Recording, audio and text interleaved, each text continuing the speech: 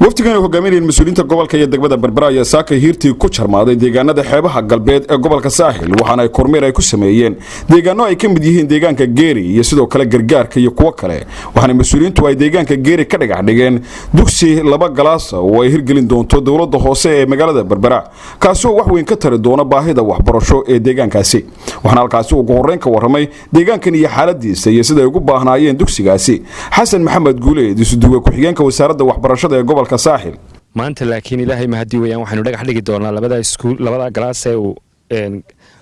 gudoomiyuhu ballan qaaday golaha deegaanka degmada Berbera saynu la socono wasaaradda waxbarashada iyo dawladda hoose ee degmada Berbera waxay heegan u yihiin meel kasta oo hal qof oo wax baranaya joogeen laga yeegleelo dugsi taasoo ah siyaasadda guud ee qaranka in meel kasta oo qof ku nool yahay ama laga helayo in laga hirgeliyo dugsi dadka ku dhaqan deegaanka ayaa iyaguna dhankooda soo dhaweeyay dugsigani wax lagu baran doono annagoo magaca odayaasha ku hadlayna magaca tuulada magaca Geeriya ku hadlayna waan idinka gudoonay sidii ay ahaan jirtayna way idinka gudoonay waxbarashadu aad bay noogu yartay aad iyo aad been waa ka gudoomiye ku xigeenku ba sheegay waxbarashada wixii naloo dhiso ku meel gaarka sidii un baan lamlamaynaa baahi aawadeed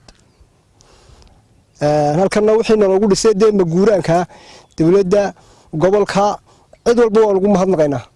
agaasimaha waaxda maamulka iyo maaliyadda ee dawladda hoose ee Berbera iyo sidoo kale xildhibaan Maxamuud Cabdilaahi oo aadan bidhiid oo kamid ah xildhibaanada laga soo doortay deegaankaasi iyaguna soo dhaweeyay dugsigaasi waxbarasho dhammaan maamulka degmada iyo maamulka gobolka iyo wasaaradda waxbarashada waxa farxad ah inaanu iskuulkii 94aad dawladda hoose degmada Berbera ay gacanta ku hayn doonto la wadaagi doonto wasaaradda waxbarashada saakaanu dhagax dhigayno goobtan ka dhex dhigaynaana waa Geeri xeebta galbeed ee magaalada Berbera oo 48 kilomitir ka xigta jihada galbeed magaalada Berbera mashruucan saaka la inoo dhagax dhigayaa wuxuu ka mid yahay mashaariicda doorateen idinku ee aad tiraaheen baahidayada ayuu koow ka yahay idinku markii halkan la idinku yimi idinku ah xulateen buu koow ka yahay haddii dantaa guud aynu dayaca ka ilaalino qof walba tiisa gaarkiina way dayac beenaysaa duqa magaalada Berbera Cabdishakuur Maxamuud Xasan Cidin ayaa waxa uu tilmaamay in dugsigan uu qayb ka yahay mashaariic kala duwan oo ay dawladda hoose ee Berbera ay ka hirgelinayso deegaanada xeebaha ee kala duwan ee gobolka Saaxil kuwaas oo kor lagu qaadayo dhinaca waxbarashada iyo caafimaadka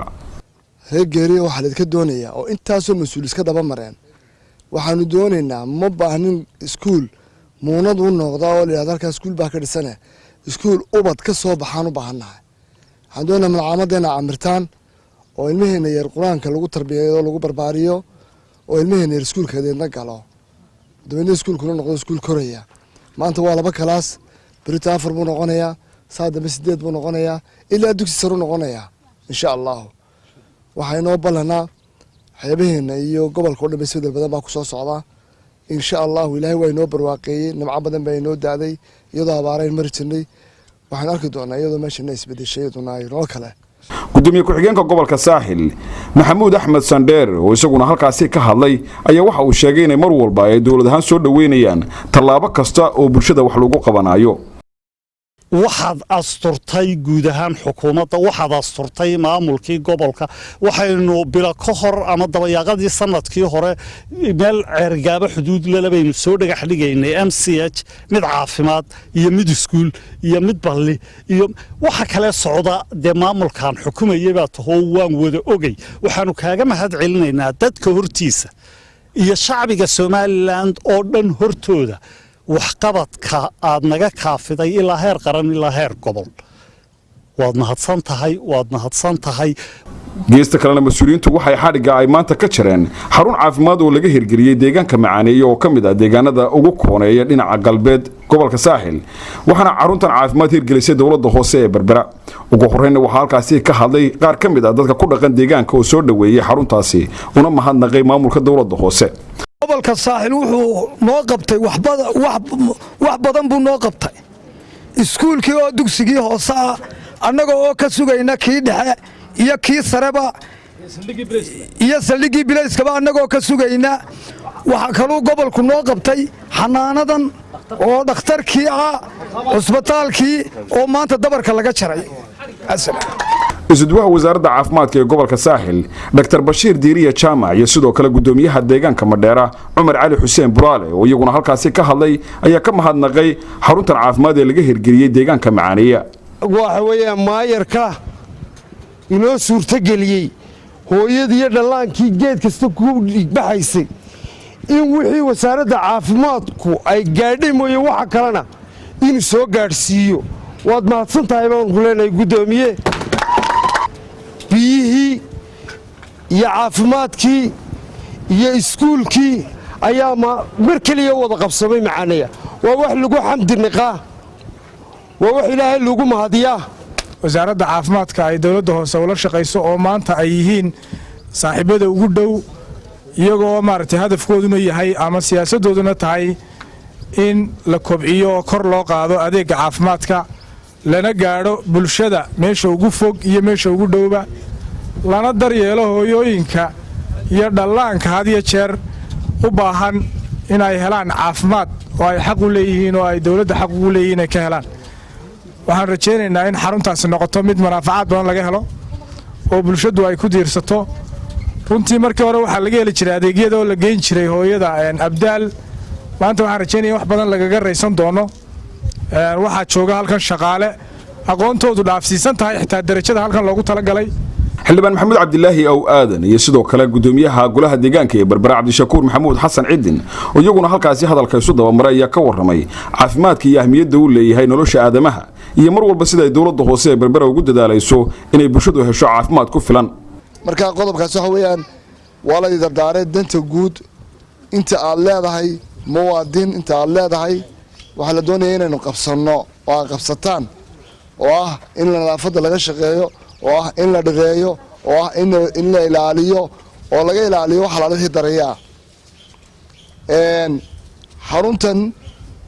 waa xarunta marka la tiriyo waa goobta 16aad bay noqonaysaa ee dawladda hoose ay maamusho waxay kaga duwan yihiin goobaha kale oo dhan waxa la wixii adeega halkani waxa laga soo qaadaa cashuurta ay bixiyeen dadka reer Berbera ay bixiyeen lagama sugo dibadda lagama keenay lacag dibadda ka imanaysa lagama sugayo nin ajnabi iyo nin gaal ah inay maanta laga sugmaayo dadka muwaadiniinta ah dadka reer Berbera cashuurta ay bixiyeen ayaa lagu qabtay adeegan adigana waxa la doonayaa inaad saas oo kale muwaadin dhadhasato adiguna waa noqoto cashuur bixiye noqoto si adeegyada intan ay wasi bataan gudoomiye ku-xigeenka gobolka Saaxil ahna kusimaha gudoomiyaha gobolka Saaxil Maxamuud Axmed Sandheere oo isaguna halkaasi gabagabadii ka hadlay ayaa sheegay in mar walba ay muhiim tahay in la dhameystiro adeegyada asaaska u ah nolosha bulshada ee ay bulshadu inta badan tabayso oo ay ka mid yihiin waxbarashada iyo caafimaadku maanta waxaynu joognaa darafkii gobolka Saaxil tuuladii ugu xigtay gobolka Maroodijeex bil ka horna waxaanu joognay tuulada ugu xigtay gobolka Sanaag ee gobolka Saaxil ugu shishaysa